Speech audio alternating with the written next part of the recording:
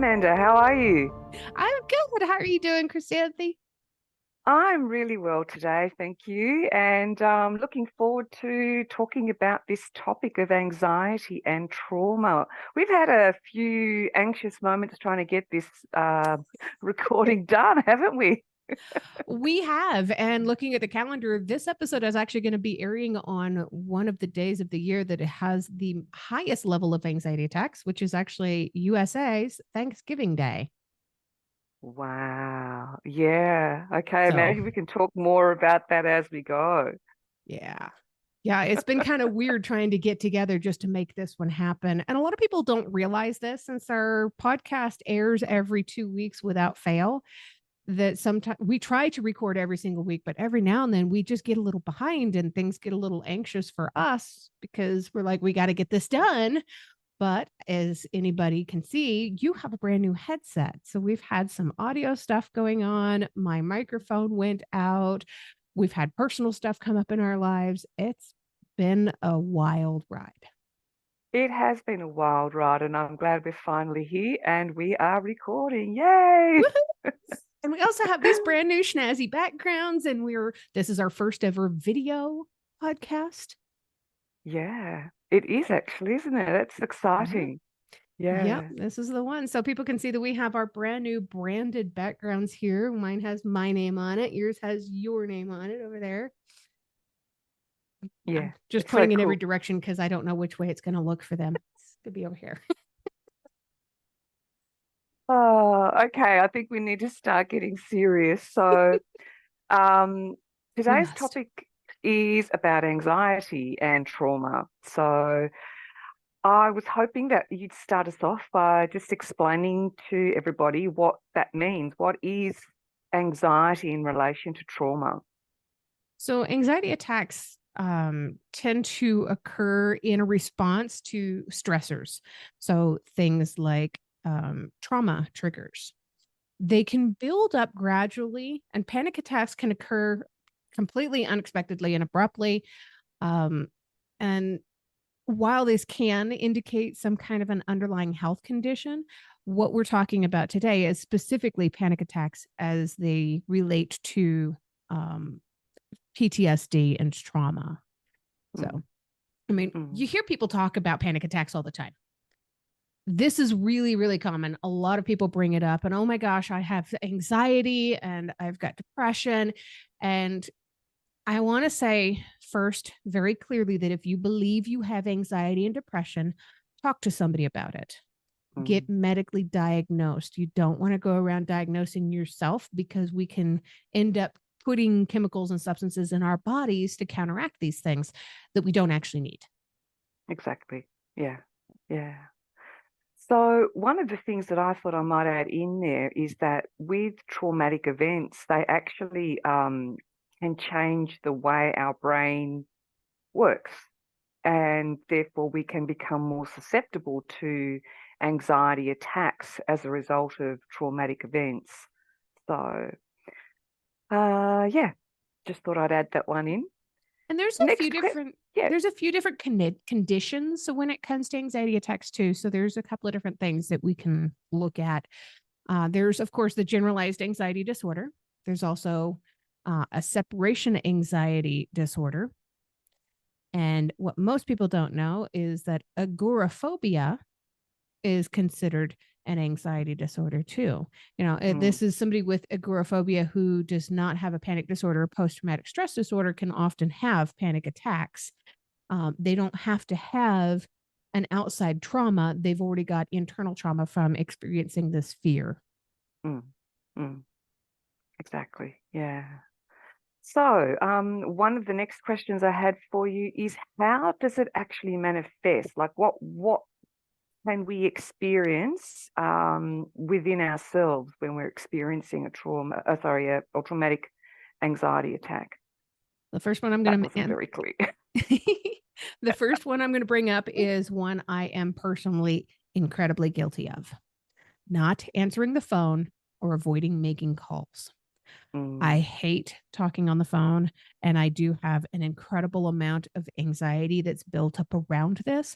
Not only did I get in trouble as a child for being on the phone too long or having phone conversations, but people would listen in on my phone conversations. My family would bully me and pick on me for whatever was said during these private phone conversations.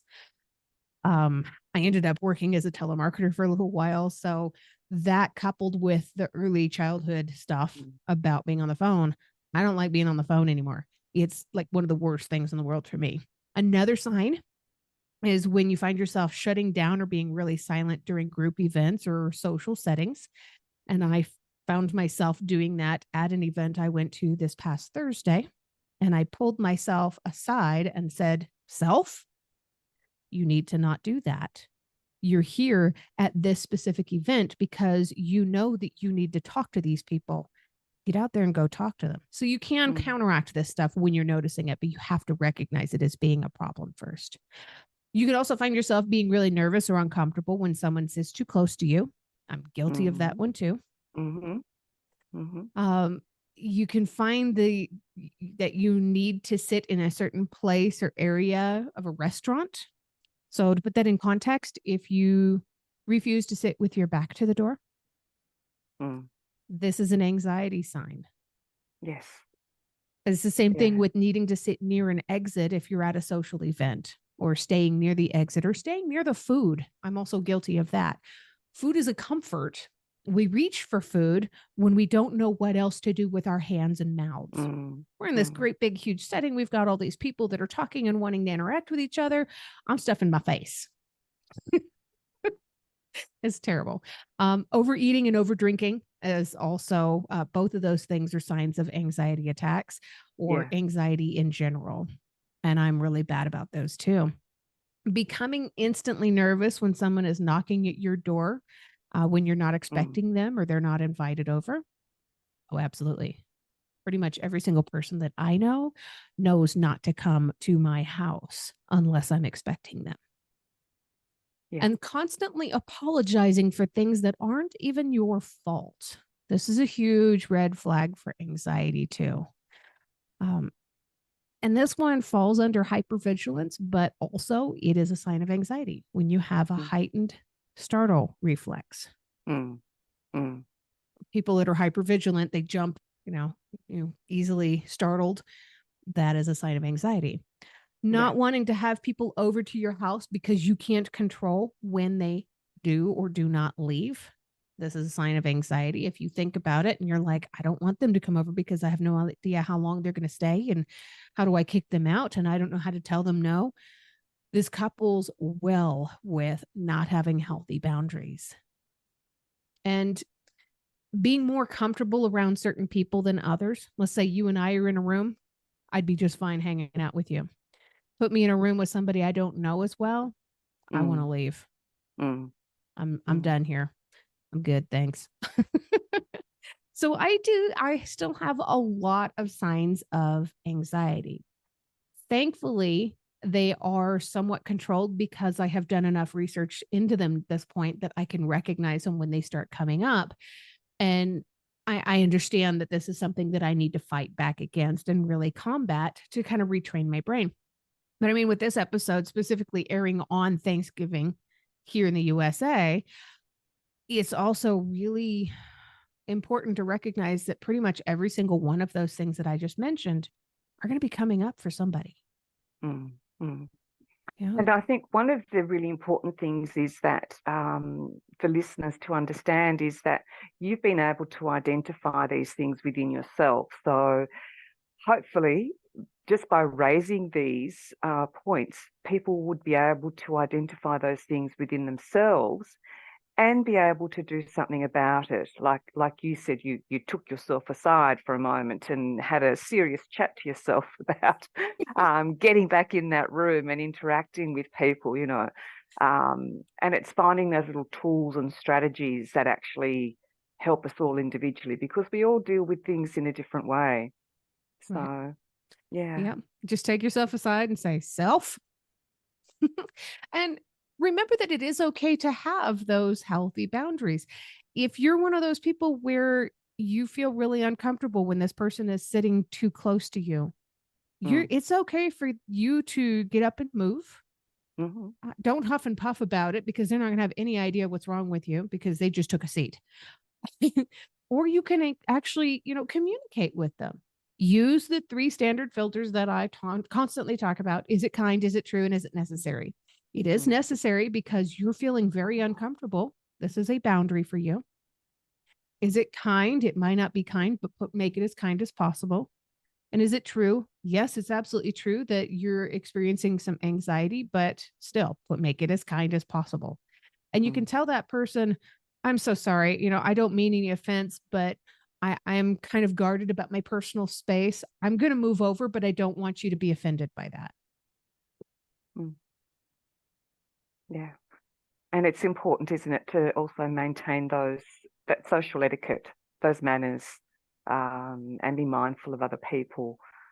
But sometimes when you're in that moment, it's very hard to think about other people. You're very caught up in how you're feeling. Right.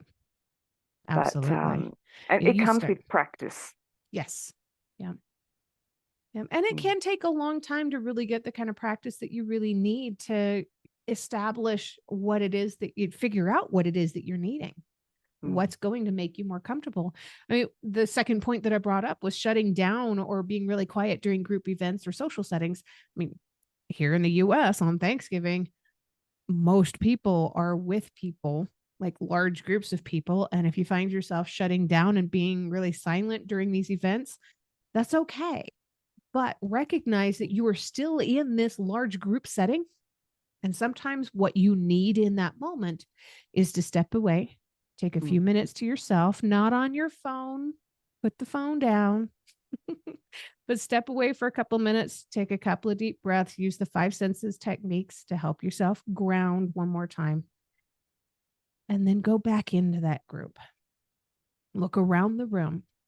Find somebody that you know is interesting or somebody that you know you enjoy speaking to, and get yourself back into it slowly by approaching that person. Sometimes that's all you really need. Yeah, absolutely. Absolutely. So one of the ways that we've been talking about topics in this last year is that we talk about the short-term and the long-term effects of the particular issue that's the topic. So in terms of the long-term consequences of being in this anxious state, do you want to talk a little bit about that? So some of the long-term consequences can be kind of scary. One of them is probably the most extreme is agoraphobia. Now, agoraphobia, for the people that are not familiar with phobias, I have an entire book on phobias specifically, and I talk about phobias quite often. Agoraphobia is this fear of leaving your home, leaving the safe environment that you're already familiar with. When you develop agoraphobia, it stops your whole life. You don't go anywhere. You don't talk to anybody. And you think at first, this is great. I can live with this. I don't mind if I never see another person again. Believe me, I'm saying all these things because I've been there and I lived there. But the truth is, we are designed to have connection with other humans. We need that connection. And you and I, we live so far away that we only really have this connection virtually. We Yes, talk on the indeed. phones, we can have the Zoom conferences. But what it comes down to is we need another human in our life, somebody we can personally interact with. Physical touch is a huge part of the human condition. If you don't have this, you will slip into depression and worse, anxiety. And you will start developing emotional avoidance and further sensitivities that you're not prepared for.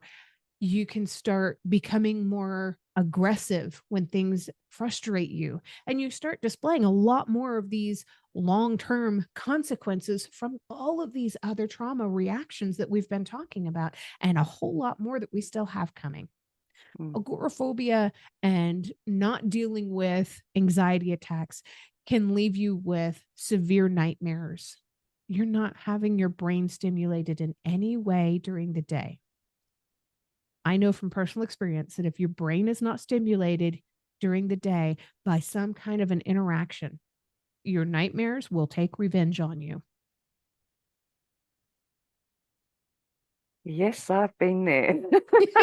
I can relate to that one. Oh, dear. So let's think about some of the immediate consequences of anxiety. So you talked about how things manifest, but how does it actually impact on us? Well, with today being Thanksgiving Day, anxiety to some level can prevent people from connecting with their own families. Mm, It can destroy your friendships and your family relationships. And this can happen as easily as in one day. It can happen today. If mm, you tell your mm, family, I don't feel like it, I'm not coming, they're going to be hurt. You have to have proper communication. If you decide that you're not going to go, you do have to understand that it's okay if you don't go. If you feel like you can't go, just communicate this with them. That form of communication is a form of helping to fight the anxiety, of course, too. mm, mm, But if you don't start trying to figure out what your anxiety is and what those signals are, what those triggers are, you're going to end up standing alone in the corner or not going at all to every single event moving forward. And mm, that's not a fun place to be. You know, when I went to that event this past Thursday, I was standing there with my husband and I was eating grapes. And I was thinking to myself, I really do need to be going out there and talking to these people. And this is before I had that little self chat. I said self. But I stood there for a moment and eating my grapes, and there was a couple little pieces of cheese, and I'm nibbling at them because this is giving me something to do with my mouth. It's giving me something to do with my hands. And as long as I have food in my mouth, it's okay that I'm not talking to anybody because that would be mm. considered rude. And I don't want to do Exactly. that. I was using the food as an excuse, and that leads to overeating. And there's all these little things that come up when it comes to being related to anxiety in this moment. You know, it can prevent you from, let's say you're single and you go to some event and there's some really cute guy sitting across the way and you really want to go and talk to this guy, but you don't because you've got anxiety. That guy might have turned out to be the love of your life and you didn't even give him a shot. You didn't Mm, try because you were afraid. It could be as something as simple as the lady sitting all the way across the room might be the person who's supposed to be your best friend and your confidant. And if you don't go and talk to somebody, you're never going to discover what an incredible human they are. mm, mm. So basically, what you're saying is that some of the short-term consequences are that it's limiting your interactions with people and it's limiting your daily life. Right. And it limits you in so many crazy ways. You know, your daily life, your friends, your family. If you have anxiety so bad that you're afraid to go to a new grocery store, you're missing out on new foods. Mm, mm, I have the same grocery store I go to every single week, as weird as that sounds, because of this problem, because I still have anxiety. And you can spend a lot of time and a lot of effort and a lot of energy battling this, but that doesn't mean that you're going to cure it.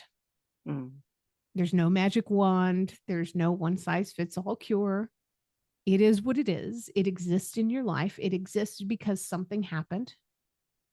And this is something that you're going to have to work on. And you will have to work on it for the rest of your life. It does get easier. So maybe we can talk about, again, some of the ways that you can work on things that are constantly you're battling with. So when you have an increased startle response, that was one of the points that I brought up. If you're jumpy, that one is a hard one to really fight back against. That's when your nervous system is constantly dysregulated. So you have this heightened response to noises or some kind of outside stimulus. And other people might not be bothered by this at all. I have personally found that small bits of exposure help in tremendous ways. So there for a little while, I'm still working on this one actually. I was fine with all of the music at our church for a long time. Just recently, and I think it's related to the medications, the bass drums were turned up really loud, and that loud go boom when they hit the bass drum was causing me such severe panic and anxiety attacks that I would literally melt. I would just have an absolute meltdown. I shouted at my husband more than once. And I needed to get out of there. And I had to learn that I, I can't go in there for the music. I Mm-hmm. have to wait until the music ends, and then I can go inside and I can go for the service. And then when the music starts up again, I leave. Yeah. But if I stay for a couple minutes or, 20 seconds, 30 seconds after the music starts, just these little bits of exposure can help me to figure out how to deal with it. Yeah. Yes, it's still Yeah. causing me problems, but I'm not waiting until I get to the point of a meltdown. Mm-hmm. Just a little bit of exposure. So, exposure therapy has been really helpful. And, I discovered that because of doing this podcast with you. Fantastic. That's great. Yeah. I also want to pick up on one thing that you mentioned, and that was dysregulation of the nervous system. And that's one of the things that I've experienced a lot in my life. And one of the ways that has helped me to get my nervous system back into balance is meditation and mindfulness, and using that as a daily practice so that your body finds a way to maintain that regulation on a daily basis. And, you said it's something that you can't cure. Um, I think in time, depending on how you work at it, you can actually manage it really, really well so that it doesn't impact you in your daily life anymore. Mm. Right. Yeah, you can definitely make it a lot better. It's Mm. never completely gone, but you can definitely help to Yeah, regulate it, to fix it, to yeah, reclaim your life from it.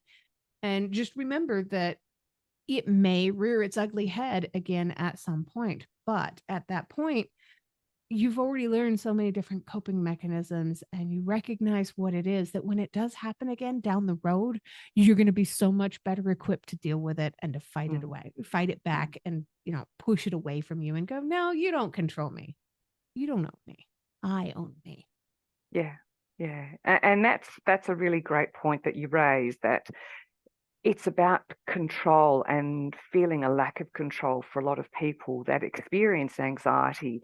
And it's about finding ways in which we can take control back over our lives.